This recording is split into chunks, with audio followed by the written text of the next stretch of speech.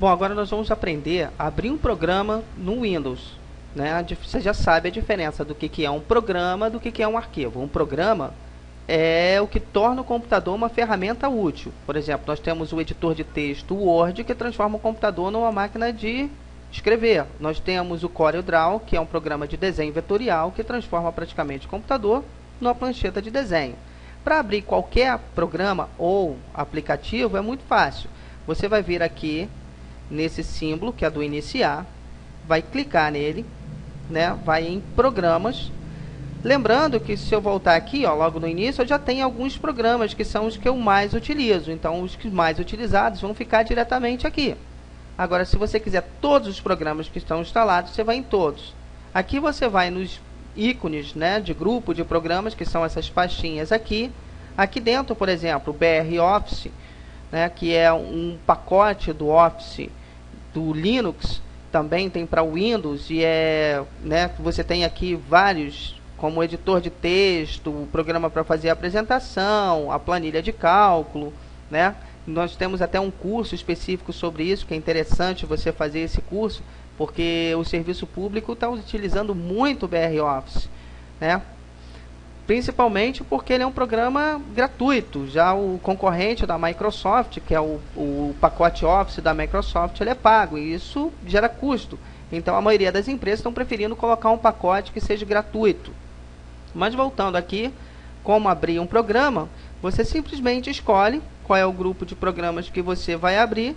No nosso caso aqui eu vou em acessório, e nós vamos aprender a utilizar agora um programa de desenho do Windows, que é o Paint. Vai transformar este computador agora numa planilha para desenhar, uma prancheta de desenho. Tá? Abrindo, essa é a cara do Paint, esse é o programa.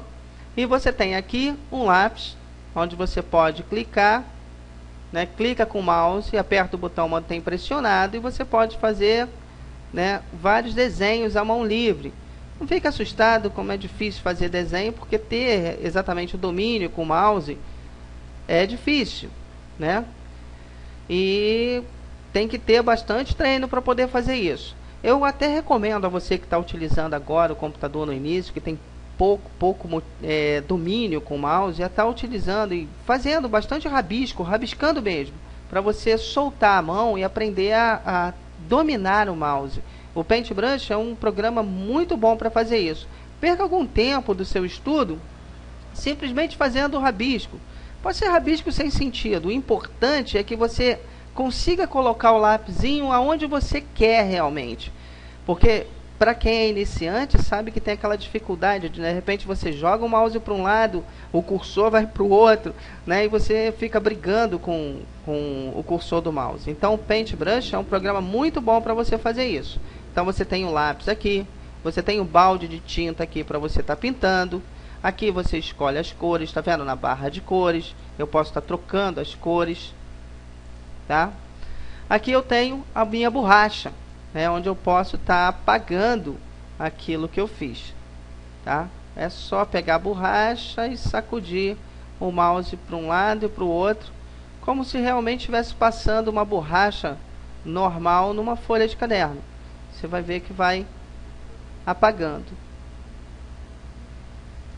Aqui eu tenho algumas formas pré-definidas. Eu tenho um círculo aqui, ó, tenho um quadrado para incrementar o meu desenho, tem alguns balãozinhos aqui, e na ferramenta, esse azinho aqui, que é a ferramenta de texto, eu clico, arrasto e solto, vou no teclado e digito um texto.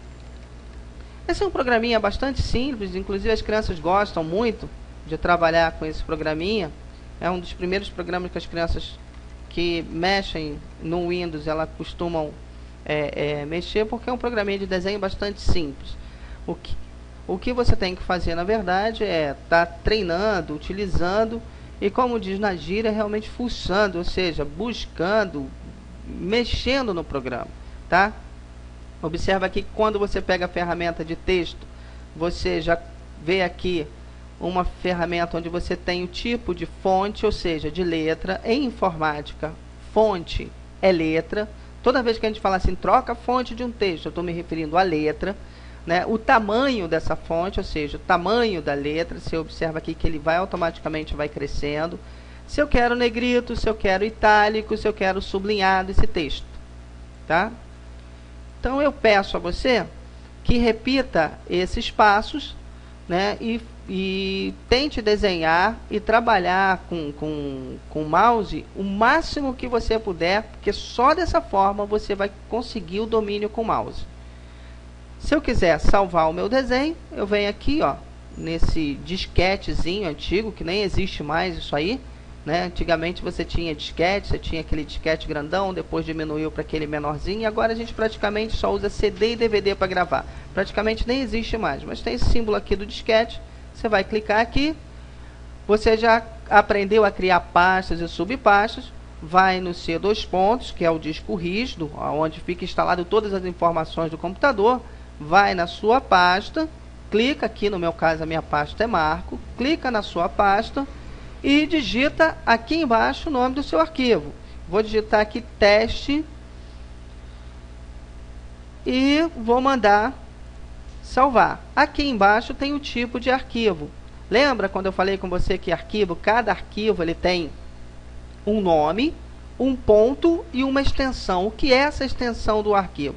Essa extensão vai dizer que tipo de arquivo que é. Por exemplo, o JPG é um arquivo de foto que ele é muito utilizado nas câmeras fotográficas digitais. Todas as câmeras fotográficas digitais basicamente têm como padrão o JPG, que é o JPEG, né? Ou JPG ou JPEG, né? Tem como padrão esse tipo de extensão. Vou selecionar aqui. PNG também é uma extensão de foto.